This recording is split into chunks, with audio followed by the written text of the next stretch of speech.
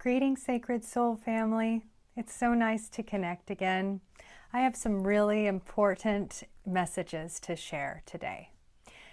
This message is actually intended for someone specific, but like so many messages that speak to us so deeply during channeling sessions, during sacred moments of obtaining spiritual wisdom and understanding deeply about who we are, these messages pertain to all of us, as we are all one with that collective consciousness, and we all have our own orb of understanding that somehow, in its own unique way of expression, like multiple colors of the rainbow, it shines its own unique hue, so that together we are all representations of our own beautiful light. What I wanted to explore today was how we could connect more deeply, more intimately with our spirit guides and angels. Whatever it is that you want to call someone who is an interdimensional being, who has divine connections and interventions in our daily lives, and we can actually feel them whenever we are more deeply connected with the extrasensory gifts that we need to awaken within ourselves so that we can feel their warmth and presence within and without. So what I wanted to explore more deeply with you today was how to do that. First, the way in which we can open our extrasensory gifts is through some simple exercises and practices. One of which I want to give credit to my dear friend, Abbey Normal, who actually is, I have to credit her with her ability to pinpoint precisely what it is that we need to be doing in order to discover this. And I will give you a link in the comments section of this video for the video that she made that helped me to awaken in my own way. Her particular style and approach to opening one's extrasensory gifts is phenomenal. And the metaphor that she used, I'm not going to deviate from, because I personally feel that it was the most perfect example and a really easy way for us to understand and to connect in our everyday lives as human beings exactly what energy is and how we can discover it and relate to it and recognize it so that we can recognize it in other forms outside of the six senses here in the 3D world. Or the five senses. I think they call the sixth sense that the intuition, which is actually multiple senses in and of itself rolled into one sixth sense, if you will. What she, I guess you could say, related it to, the example that she gave was one of imagining that you are meeting a friend somewhere. Imagine that you are waiting for them, and when they show up, you feel a certain way inside. We can, some people that do not believe in the multidimensional reality of expression and understanding would say, oh, well, that's simply because of, different brain synapses firing and how we, are relating it back to our past memories with that person, and emotions are conjured up on a basis of all of this, this mumbo jumbo going on in our brain only, right? I would disagree. And I think that many of the biologists and people that are, studying this more deeply on a deeper, even more chemical level from a scientific perspective would also disagree. We're finding that there are neurons and ways of processing information just like the brain does all over our body. That's what our central nervous system is. We've found that there are the same number of neurons in our gut as in a house cat, right? And that's why they are relating people who have issues with depression and eventually result in experiencing suicidal tendencies, that they also have poor gut health, right? All of it is interconnected. And all of it comes down to the solid common denominator of energetic expression. Energy isn't created, nor is it ever destroyed. We all learned that, right? It only transmits and transmutes and shifts in different ways all around us and all within us. We are walking bodies of light, ladies and gentlemen. And this is precisely where I want you to be standing to understand what I'm going to say next. The way Abbey described it was, when you see this friend you embrace and you feel a certain way, perhaps it's a feeling of nostalgia, perhaps it's a feeling of, excitement, perhaps it's a feeling of maybe anticipation of what's going to happen next. All of these are possibilities. We live in a world of endless trajectories of timelines and possibilities constantly looping and spiraling before us in so many different directions. It's infinite possibilities, actually.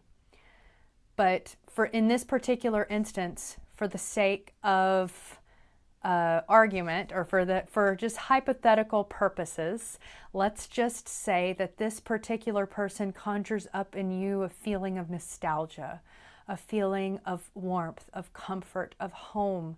We've all had that, right? Where maybe we've been away from this person for a long time. Perhaps they're a childhood friend. Perhaps they are, someone that we haven't seen in a very long time. And just the feeling of warm embrace of your physical bodies, that is actually conjuring up an embrace of your energy bodies as well. And it is creating a energetic reaction of transmutation, of transmission, of shared energy between the two of you. We've all felt that, right? Shared energy transmuting and transmitting between the two of you. Now let's say that where you're meeting is perhaps at a meeting place, perhaps at a restaurant where multiple of you are going to be meeting. Let's just say, for the sake of this 3D world experience, that it's a reunion, a high school reunion. And this person that you just embraced, you haven't seen them in 20 years, and you embraced and you were so excited to see them, and you remember all of these memories flood into you, into your orb of understanding, and remembering exactly what you used to do at lunch, how it used to be just the two of you at the lunch table. Even though you were in a sea of other high school students, it was as though none of the others ever even existed. Perhaps they made you feel loved. They made you feel special. They made you feel worthy when all of those things were within yourself that you were questioning. And all of that floods back to you in an energetic transmission and absorption, if you will. Because a few moments ago, before you had this interaction, the energy was not manifesting in that way. Is this something relatable to you? Perhaps you can share with me in the comments something that speaks to you in this way, an experience or a memory. I would love to hear it. So let's say, for the sake of argument, another friend shows up, right? And this friend, you had a relationship with them. You had some, different moments of engagement with them. But let's say that it did not conjure up within you the same response of energetic transmission that this first friend did. All of us have different energy waves that are passing to and fro between us, and they are permeating, if you will, our energy bodies and creating emotional responses that manifest in a physical way. It might make you cry. It might make you exclaim in excitement. It might make you feel small and want to retreat. I know that these are all relatable feelings to you, and being in the presence of others and their energy fields can be very powerful. And this is precisely what it is that I want to speak of. This other friend, perhaps they brought about you, the second friend, friend number 2, perhaps they inspired within you feelings of anxiety, feelings of diminished self-worth. Perhaps they always meant well, but perhaps they were always in some sort of way or fashion cutting you down, or making you feel less than what you were. Even if that was never their intention, sometimes intentions, even though those intention is a powerful energetic transmitter and transformer, if you will, it can shapeshift and change the energetic frequencies that are emitting from you and others. However, perhaps because of, where it is that they are coming from. Usually, typically, whenever someone makes us feel some way, very strongly whenever they are around, usually if you are prone to notice that instantly, that means that you have empathic qualities, whether it is that you know and understand that or not, or that you identify as such. That would classify you for, human understanding categorical terms as an empath. You are picking up very sensitively on these energetic frequencies that others are emitting.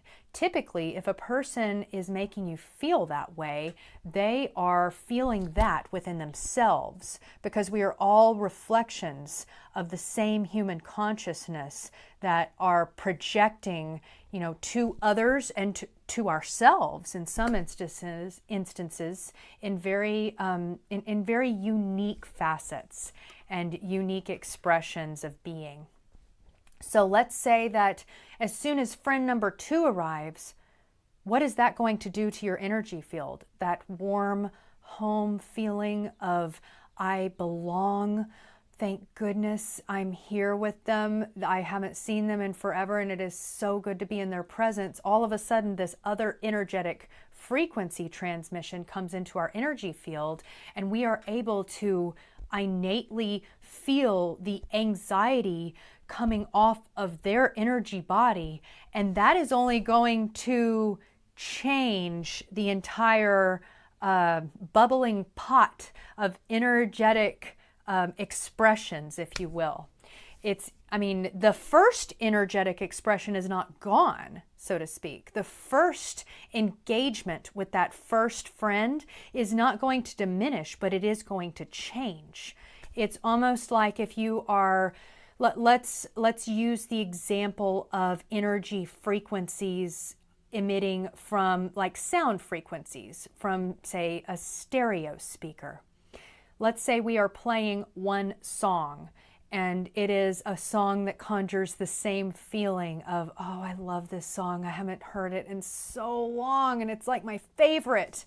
What in the world? I can't believe I don't listen to this song like more often. It's bringing back memories. It's making me feel good. Oh, I can just feel the sway and the groove of the music. It's awesome. Like you feel that from that energy transmission, right? From that speaker. Let's say your annoying roommate starts playing some other music from the other room at the same time that you're enjoying your song, right? So it's not going to make that first song gone necessarily. That first song is still playing, but it is going to change its energetic expression in the room, and it's probably going to piss you off, right? Because you were enjoying that. And let's say that other one is not really one that even if it's one that you would like normally, you're enjoying this expression right now. And that is going to kind of screw with the frequency that is permeating your being right now. It's going to cramp your style, so to speak, right? So that is a very good analogy, I would say, to why an empath has trouble with being in a crowded room. Most empaths, like myself, do far better in a room with a very small group of, very where they're very picky about who they surround themselves with. Even a small group of people, one person with an energetic frequency that is unsettling, that is anxiety inducing, can really spoil the experience for an empath. Usually they like to be around one person at a time, and that actually infuses a more potent experience of truly feeling that person at once. Because, whenever you awaken to these gifts and you realize that it is a gift and it's not a curse, you actually want to experience that. You actually want to express it and discover more. And you want to journey into that mode of being for yourself, because it's who you are, and it's what you came here to do. Moving on into the topic of interdimensional beings, they don't have bodies necessarily in the same in the same dimension as we do. They might in other dimensions. We can't fully access those physically yet. Who's to say what the future will bring, right? But a lot of these other interdimensional beings, they can access our interdimensional frequency of the 3D. I'm sure all of you have heard of the spectrum of visible light and how small it is on the spectrum of all light, right? And if all light is simply energy, and we are energy beings emitting light and energy from ourselves, why then would it be such a far stretch to understand that other beings are existing on other planes in other dimensions?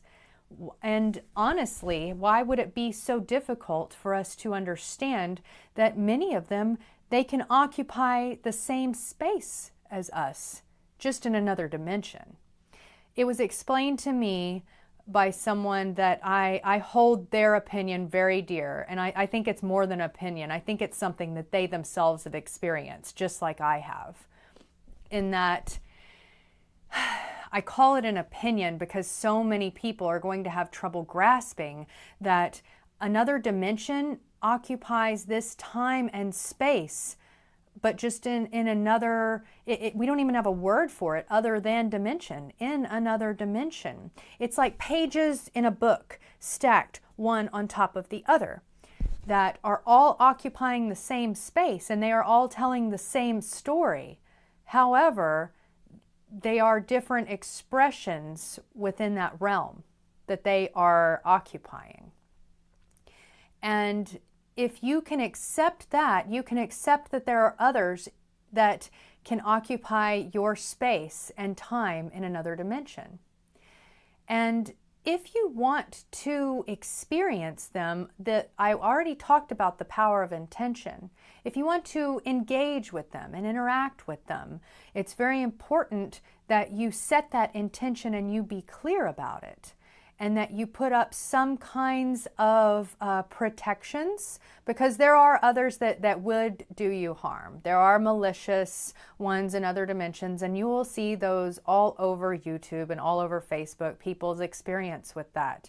I do consider those valid. I will, however, say that the people that are experiencing those kinds of attacks, psychic attacks, I don't believe that they necessarily put the restraints and the supports, rather, in place to protect themselves. And really in the etheric realm, or you could just call it in another dimension. Some people will call it in the fifth dimension or the fourth dimension. Let's define dimensions here for a moment, shall we? The further down in dimension that you go, the more dense things get. And the more dense things get, the harder it is to move. I want you to imagine moving through Jello, get from point A to point B. It might be just from here to across the room. If you're moving through a dense medium, if you will, it's going to be very difficult to. So let's quickly recap all that we've covered, okay? So we've covered how to recognize different dimensional frequencies, and we used the analogy or the metaphor of the different friends and the stereo, the different kinds of transmitters of like the emotions that we can pick up on as empaths. We've also discussed intention and the power that it has to transmute and transform those energies. And we have covered the dimensions and the densities that are associated with the varying levels of dimensions, those other dimensions other than the 3D, where those other light body beings are inhabiting, right? Those places that we can access, but not with our physical body, right? So you don't need a physical body in order to access and to interact with interdimensional beings. I gave you all of this background so that you would have some kind of a base and framework for understanding and for applying the knowledge that I'm about to provide in terms of interacting with these interdimensional beings.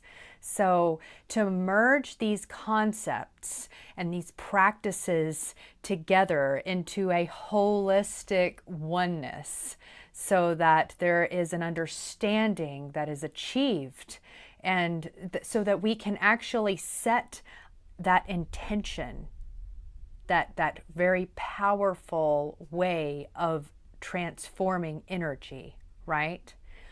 Setting the intention is key in order to connect with any other realm other than the 3D. We know how powerful intention is here in the 3D as well, right? It must be accompanied by action.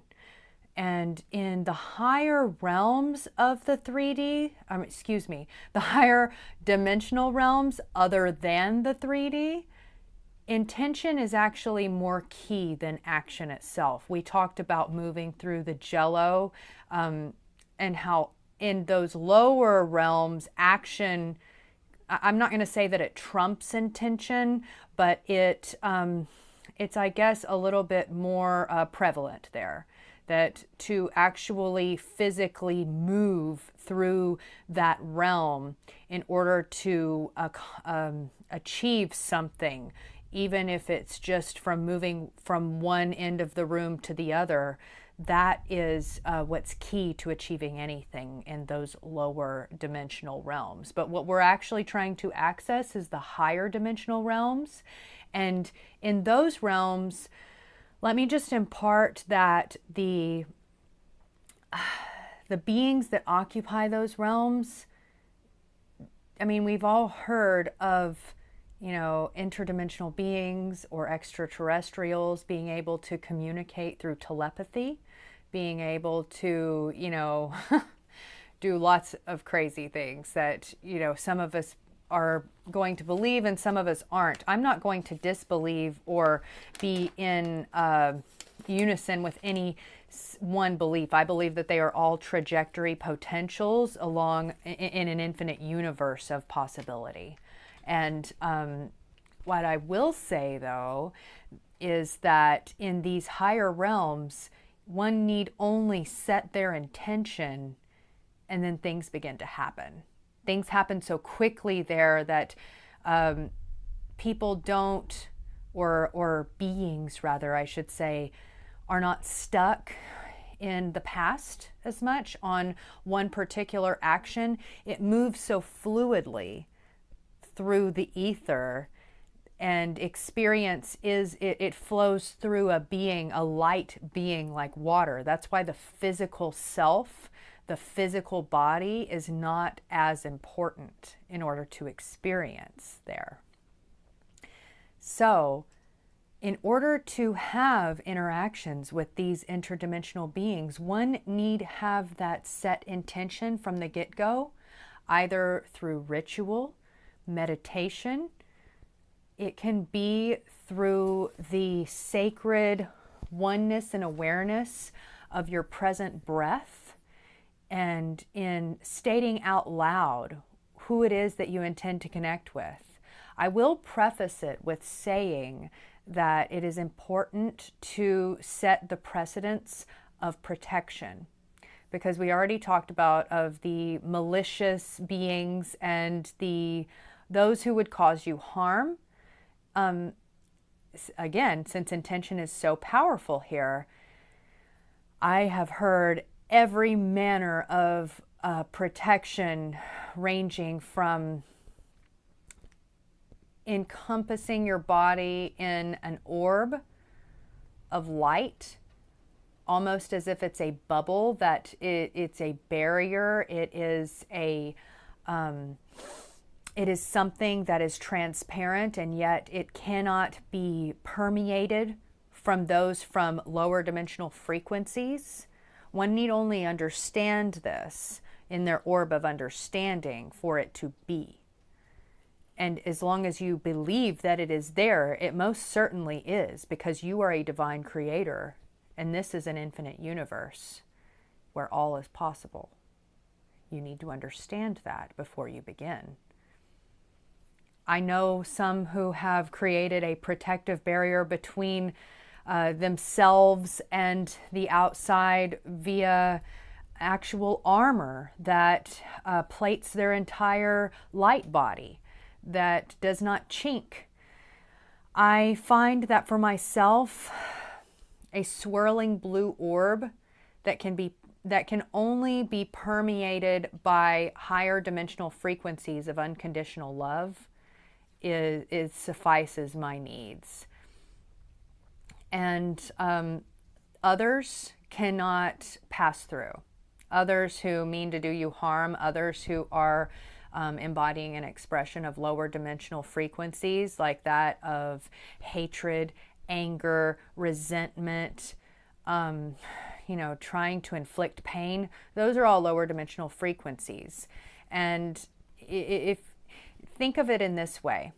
You know a dog whistle, right? A dog whistle, you can't hear a dog whistle because the frequency is too high.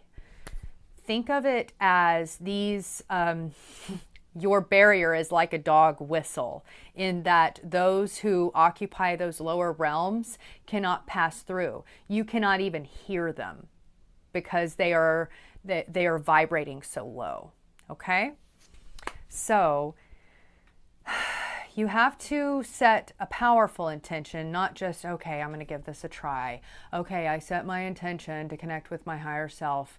Okay, I don't feel anything. Okay, I guess that didn't work. Whatever. This is all mumbo jumbo woo-woo crap.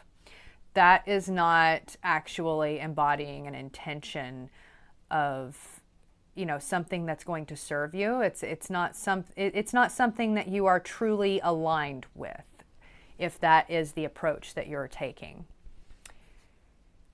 I would begin with meditating.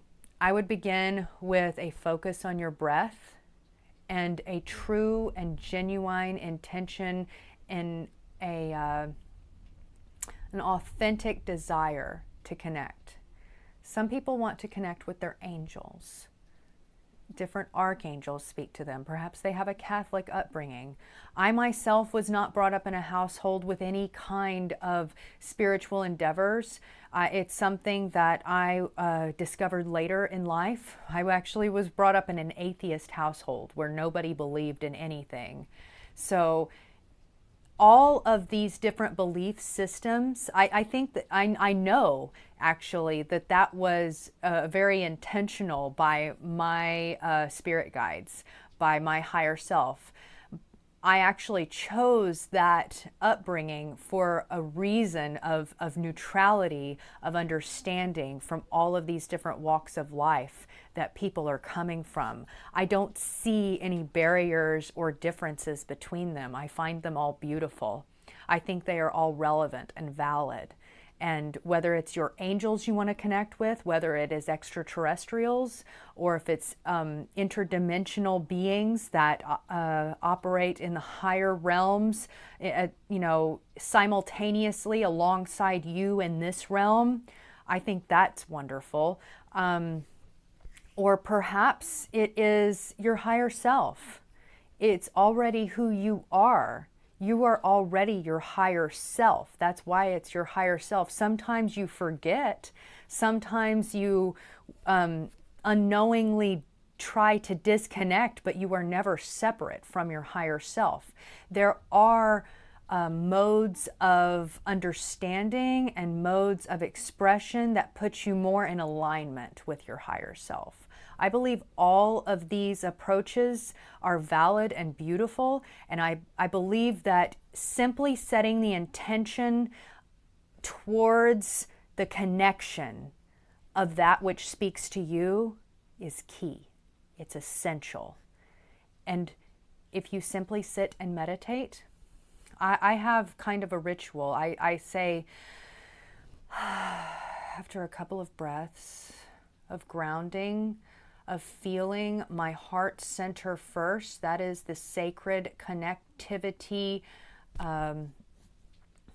hub, the central hub of connectivity between ourself and others. And this expressed intention is to connect with others. And since there's no separateness between them and ourselves, we are all merely different hues of the same rainbow of prismatic light being expressed in an experience that we are all sharing, then there is no difference, and I can access anything. I am everything and everyone. And if I ask spirits of the earth and ether, I thank you. I am grateful for this human experience I have today. I am grateful in my moment of awareness that you exist, that you are here with me, alongside me, simultaneously, walking, experiencing. I ask you to provide me with the experience of knowing that you exist, of feeling your frequency of love. I ask that Archangel Michael and his unique energetic frequency of his soul's expression from higher realms merge with the soul expression of my own. I ask that you allow me to meet him in the higher realms.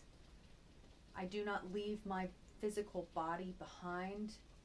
I merely extend myself on a trajectory of endless possibilities towards him.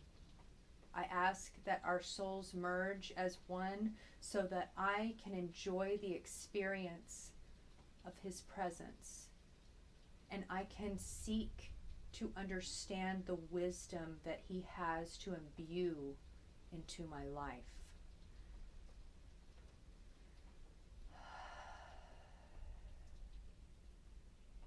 That was powerful. I can tell you in that moment, what I experienced was a shift in frequency. It was no different in feeling a shift in frequency of the example that I previously expressed whenever friend number 2 appeared versus when friend number 1 appeared. In the same way it was a shift in frequency, I felt his presence known to me. I felt a change.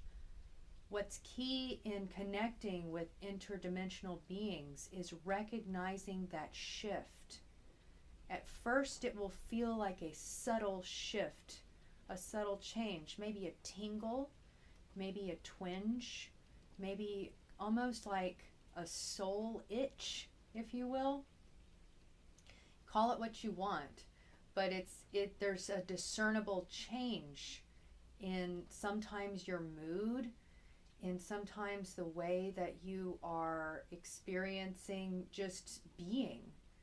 Sometimes you will feel, whenever you connect with a soul expression of another, usually here in the 3D, all of a sudden you'll just start crying for no good reason. This is the struggle of an empath. Someone who can connect. It's not a curse. It is a gift, but it does come with its own set of challenges. And discerning what is yours and what is that of another is one of the greatest embarkations of this journey in the human experience. In terms of knowing that we are all connected and that your pain is my pain. Your excitement is my excitement. But the struggle is very real. And in knowing that, whenever you feel something, when you feel that energetic shift within you, after you have set your intention for connection and engagement and interaction with interdimensional beings, when you feel that, it is so important to not invalidate that. At first, your ego, your thinking mind is going to want to. It's going to say, oh, the placebo effect. We've all heard of the placebo effect, and we've all heard it diminished. The placebo effect is actually one of this world's greatest, incredible, fascinating phenomena.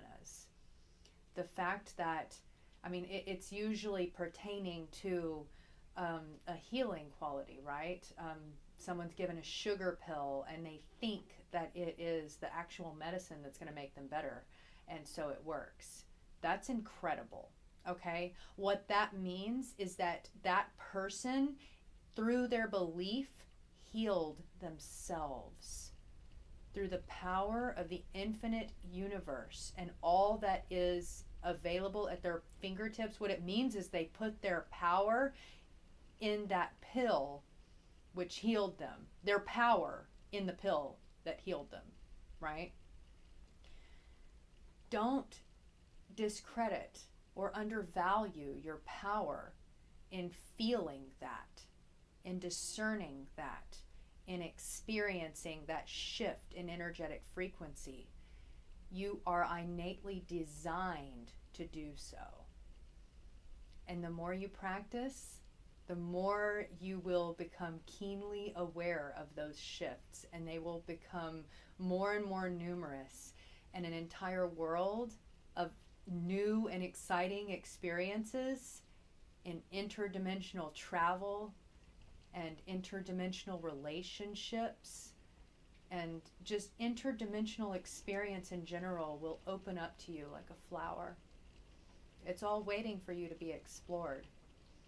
And if this is an experience, an adventure that speaks to you deeply and you want to learn more, I urge you to reach out and connect with me personally, because I find no greater value and excitement in the world than helping others to open and realize their own gifts. And it is a sacred calling of mine to help you with yours. So please reach out to me. I'm on Instagram. I'm on Facebook as Jenna PinkStone, and you can reach me via Gmail at jennapinkstone@gmail.com. I'm really waiting to connect with you. Thank you so much for watching and connecting with me today. This is Jenna PinkStone, signing off.